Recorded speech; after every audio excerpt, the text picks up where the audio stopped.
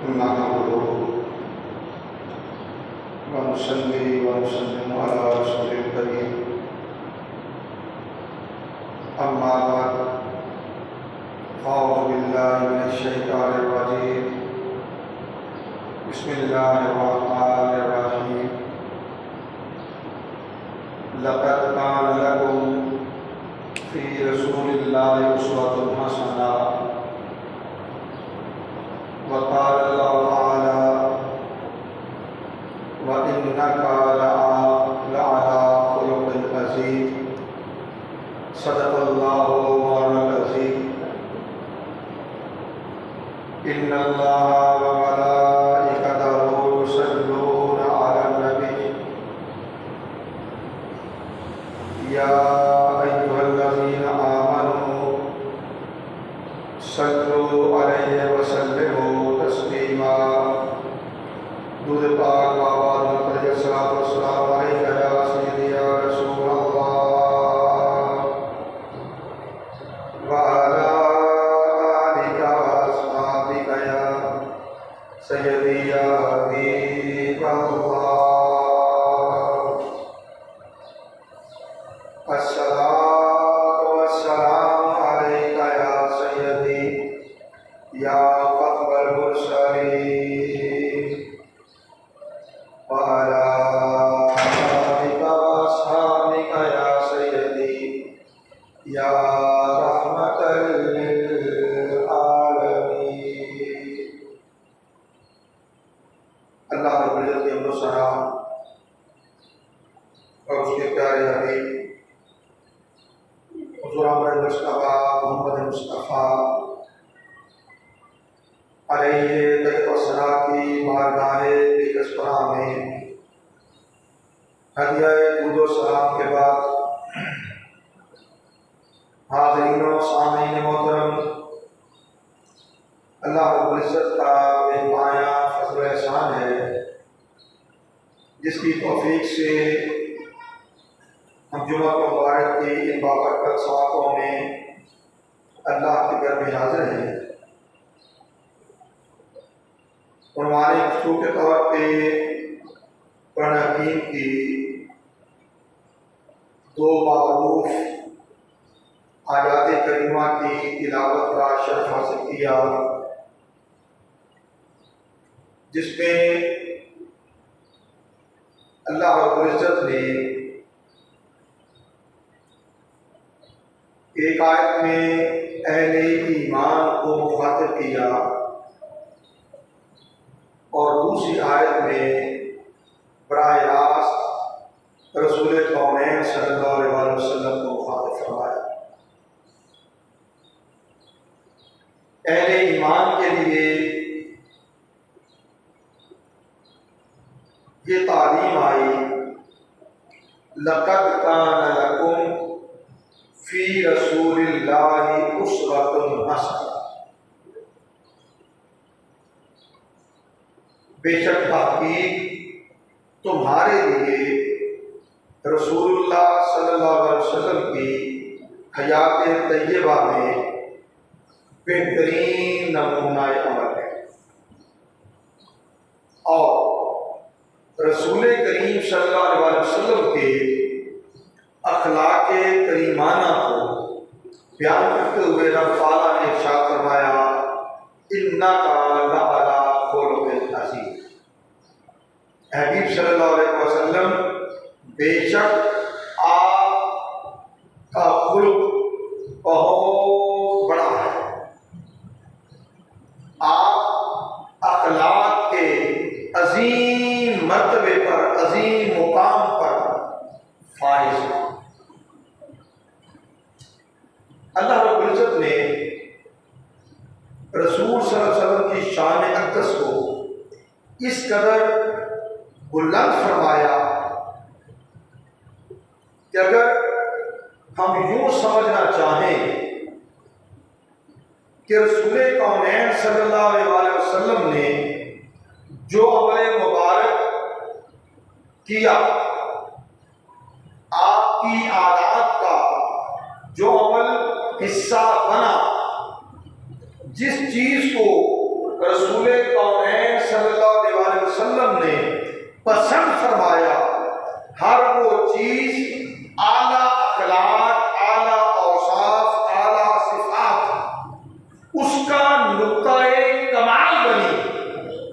اس کا نقطہ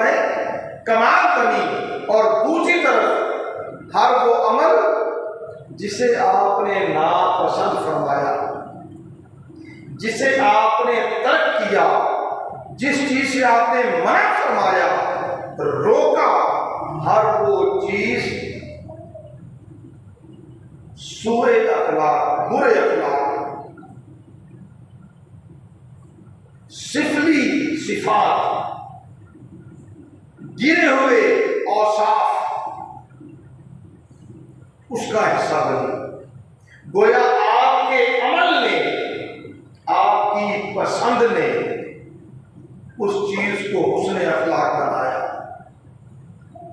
اور آپ کی ناپسند نے اسے سوء اخلاق کر دیا۔ جب ہم اخلاقیات کے دروازے پہ جاتے ہیں اور یہ جاننا چاہتے ہیں کہ حسن اخلاق کس چیز کا نام ہے، تو تھوڑا سا پیرامیٹر آپ کے سامنے رکھ رہا ہوں، اس کے بعد بارگاہ رسالت باب میں حاضر ہو جائیں گے اور آپ کے اوصاف کریمانہ سے قرآن و حدیث میں جو رب تعالیٰ نے حبیب کریم صلی اللہ علیہ وسلم نے نمونے عطا فرمائے ہیں، اور جو عمر مبارک رسول کونین صلی اللہ علیہ وسلم کا آپ کے اصحاب نے دیکھا اور اسے بیان کیا، ہم اسے لینے کی کوشش کریں گے۔ جب بات حسن اخلاق کی ہو تو ان میں یہ باتیں بہت ہی کمال کی ہیں۔ سچ بولنا، سچ بولنا،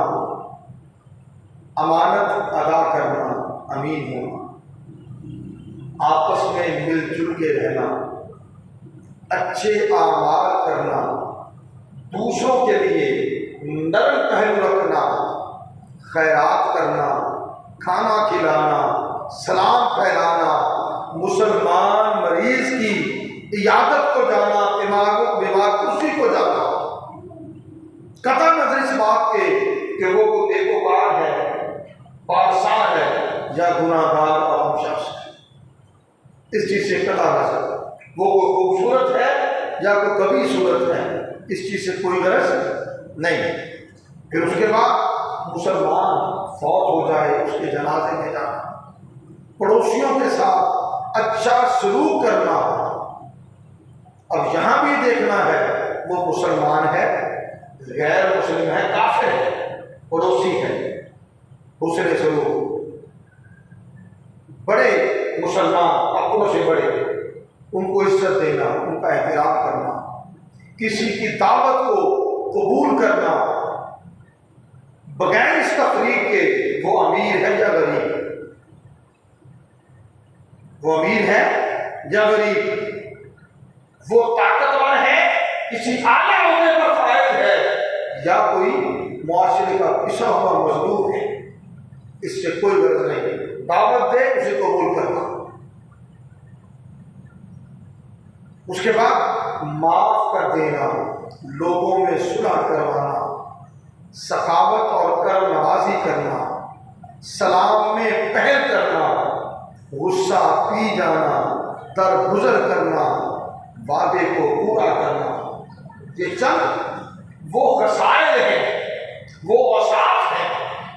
جنہیں ہم اچھے اخلاق کہہ سکتے ہیں، جنہیں ہم اچھے اخلاق کہہ سکتے ہیں۔ آپ نے کسی بھی ایک وصف کا ذکر کرنے رسول کونین صلی اللہ علیہ وسلم کے خلق عظیم کو نقطۂ کمال فرمائے، اور دوسری طرف آ جائے وہ چیزیں جنہیں اسلام نے حرام قرار دیا، ان سے روکا گیا، ان سے منع کیا گیا، ان سے بچنے کی بات کریں تو اللہ ایسی کھیل کود جو بمقصد نہ ہو، گانا بجانا، گانے بجانے کے آلات، ان سے بچنا، غیبت، جھوٹ، بخل، لالچ، بے وفائی، جفا، دغا کرنا، مکر و فریب کرنا، چغلی کرنا، لگائی بجھائی کرنا، قطع رحمی یعنی رشتہ داروں سے تعلق توڑنا، بد اخلاقی کرنا، فخر و تکبر، گھمنڈ، غرور، یہ چیزیں کرنا، شیخی بگاڑنا، کسی بات پر اترانا، فحش کلام کرنا، فحش باتیں سننا، کسی کے لیے کینہ رکھنا، کسی سے حسد کرنا، بدفعلی کرنا، سرکشی کرنا، ظلم و ستم کرنا، یہ ساری چیزیں کیا ہیں؟ برے اخلاق۔ یہ ساری چیزیں برے اخلاق۔ اور رسول کریم صلی اللہ علیہ وسلم نے جو ہمارے مبارک ہمارے سامنے رکھا، اس میں کہیں کوئی عیب، کوئی کمی، کوئی کجی وہ نظر نہیں آتی۔ اپنے تو اپنے، غیروں نے بھی اعتراف کیا، غیروں نے بھی اعتراف کیا کہ اگر کسی شخص کو انسان کامل کہا جا سکتا ہے ہر اعتبار سے، جس کی ذات کو اکمل کہا جا سکتا ہے، وہ محمد عربی کی ذات بابرکات ہے، وہ آپ کی ذات والا صفات ہے۔ حضرت معاذ بن جبل وہ فرماتے ہیں کہ رسول کریم صلی اللہ علیہ وسلم نے مجھے وصیت کرتے ہوئے فرمایا، اے معاذ، میں تمہیں اللہ تعالیٰ سے ڈرنے، سچ بولنے، وعدہ پورا کرنے، امانت ادا کرنے، خیانت نہ کرنے، پڑوسی کی حفاظت کرنے، یتیم پر رحم کرنے، نرم گفتگو کرنے، سلام کے پھیلانے، اچھے کام کرنے، امید کم رکھنے، ایمان پر قائم رہنے، قرآن پاک کی سمجھ پیدا کرنے، آخرت سے محبت کرنے، حساب و کتاب سے ڈرنے، اور پہلو کو جھکانے یعنی عزت و انکسار، تواضع اختیار کرنے، اس کی تلقین کرتا ہوں۔ اور فرمایا، اس بات سے منع کرتا ہوں کہ کسی دانا کو گالی نہ دینا، کسی سچے کو نہ جھٹلانا، کسی گناہ گار کی اطاعت نہ کرنا، امام عادل یعنی حکمران اس کی نافرمانی نہ کرنا۔ اور یا میں بتا دوں، امام عادل کون؟ جو اللہ اور اس کے رسول کے احکامات کو نافذ کرنے والا، وہ امام عادل۔ زمین میں فساد نہ پھیلانا۔ میں تمہیں ہر پتھر، درخت اور ڈھیلے کے پاس اللہ تعالیٰ سے ڈرنے کی نصیحت کرتا ہوں، ہر گناہ سے توبہ کی تجدید کرنے یعنی توبہ کر لینے، ہر برے عمل پر معافی مانگتے رہنے، اس کی تلقین کرتا ہوں، پوشیدہ گناہ کے پوشیدہ اور ظاہری گناہ کے ظاہری توبہ کرنے کا حکم دیتا ہوں۔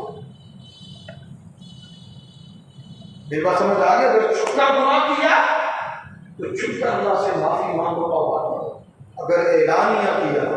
تو اعلانیہ اس کے توبہ کرنے اور معافی مانگنے کی تلقین کرتا ہوں۔ یہ وہ چیزیں جو اللہ کے نبی صلی اللہ علیہ وسلم نے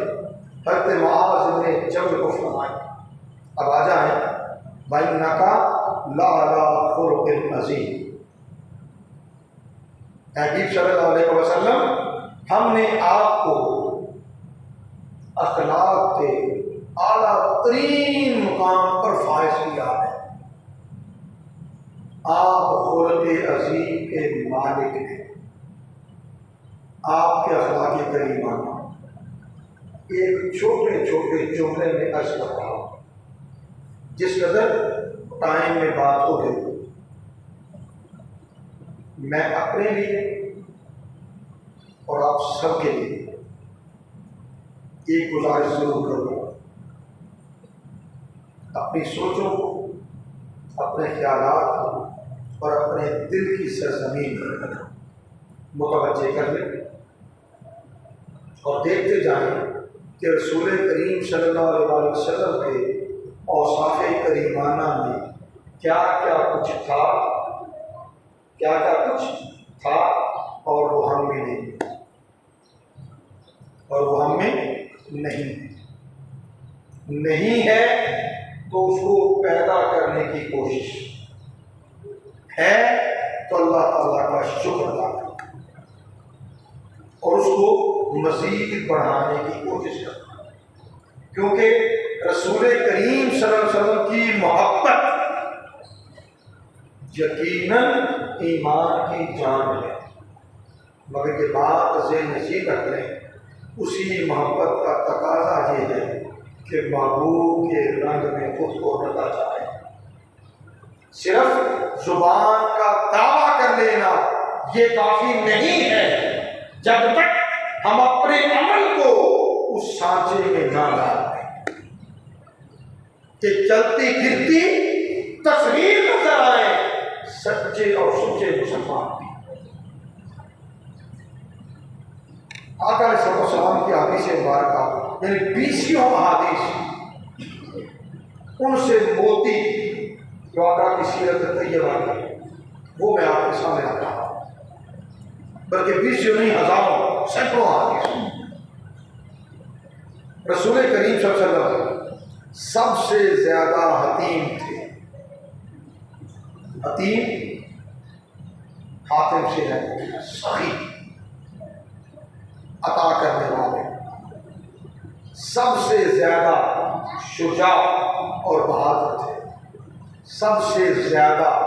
عدل کرنے والے تھے، سب سے زیادہ پاک دامن تھے۔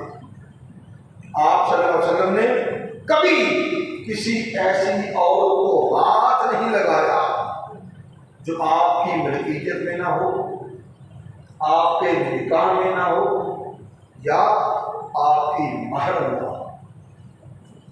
آپ صلی اللہ علیہ وسلم سب لوگوں سے زیادہ سخی تھے۔ آپ کے پاس درہم و دینار رات تک نہیں رہتے تھے، یعنی کسی نہ کسی کو عطا فرما دیتے۔ اگر بچ جاتے، کوئی ایسا شخص نہ ملتا جسے عطا فرما دیں اور رات ہو جاتی، تو اس وقت تک رسول کریم صلی اللہ علیہ وسلم اپنے کاشانہ رقص پر تشریف نہ لے جاتے جب تک کسی محتاج کو، کسی حاجت مند کو عطا نہ فرما دیتے۔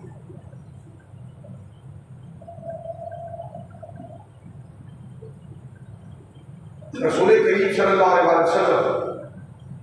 کے اوصاف حمیدہ میں سے تھا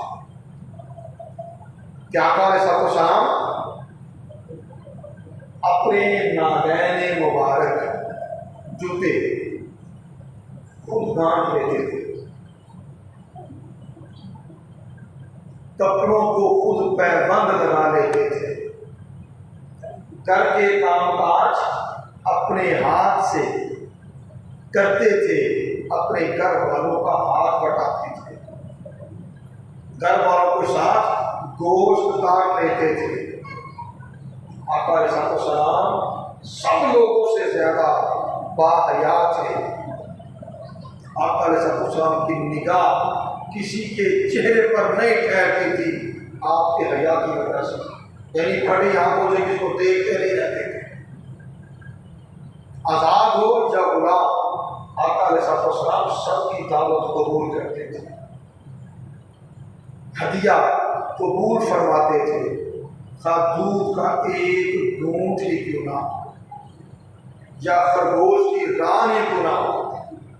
اور بدلے میں آقا علیہ السلام تحفہ عنایت فرماتے تھے۔ صرف لینا ہی نہیں تھا، عطا کرنا تھا۔ آپ ہدیہ کھا لیتے، تناول کر لیتے، لیکن صدقہ نہیں کھاتے تھے، صدقہ نہیں کھاتے تھے۔ اور زکوٰۃ کی نسبت آقا علیہ السلام نے اپنی ساری آل اطہار کی نسبت یہ فرما دیا کہ بنو ہاشم کے لیے زکوٰۃ حرام ہے۔ ٹھیک ہے، کسی لونڈی اور مسکین وہ دعوت دیتا، آقا اسے بھی قبول فرماتے، تکبر نہیں کرتے تھے، اپنے رب کی خاطر غصے میں آتے تھے، اپنی ذات کے لیے غصہ نہ فرماتے، حق کو جاری فرماتے، خواہ اس میں آپ کا اور آپ کے صحابہ کا کوئی نقصان ہی نہ ہو، جسے حق جانتے اسی پہ ماننا۔ اللہ اکبر۔ رسول کریم صلی اللہ علیہ وسلم بھوک کی وجہ سے کبھی اپنے شکم مبارک پر پتھر باندھ لیتے اور کبھی کچھ مل جاتا اسے تناول فرما دیتے، اور جو کچھ بھی دستیاب ہوتا کھانے کے لیے اسے رد نہ کرتے، اسے ناپسند نہ فرماتے، حلال چیز کے کھانے سے گریز نہ فرماتے، حرام کے کبھی قریب نہ جاتے۔ کھجور کے بغیر سادہ روٹی مل جاتی تو وہ بھی تناول فرما لیتے، کھجور کے ساتھ مل جاتی، کھجور کے ساتھ روٹی کھا لیتے، بھنا ہوا گوشت آتا آقا علیہ السلام اسے تناول فرما لیتے، گندم یا جو کی روٹی ملتی آپ اسے کھا لیتے، اگر روٹی کے بغیر دودھ مل جاتا آپ اسی پر اتفاق کر لیتے، اگر میٹھا یا شہد مل جاتا آقا اسے تناول فرما لیتے، خربوزہ ملتا یا کھجوریں مل جاتی حضور اسے ہی تناول فرما لیتے۔ آخری بات، آپ صلی اللہ علیہ وسلم تکیہ لگا کر نہ کھاتے، تکیہ لگانا دیگ کے ساتھ، دیگ لگا کے بیٹھنا اور پھر کھانا، حضور نے فرمایا یہ تکبر کی حالت، تو آپ تکیہ لگا کر کچھ بھی تناول نہ فرماتے، پھر